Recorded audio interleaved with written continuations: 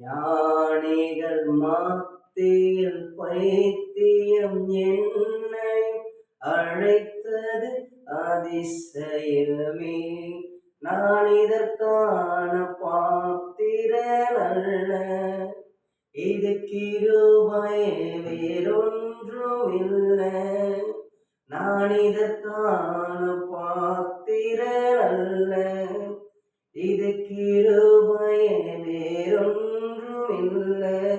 எபினேசரே எபினேசரே, இந்நாள் வரை சுமந்தவரே. எபினேசரே எபினேசரே, என் நினைவாய் இருப்பவரே. நன்றி நன்றி நன்றி, இதயத்தில் சுமந்தீரே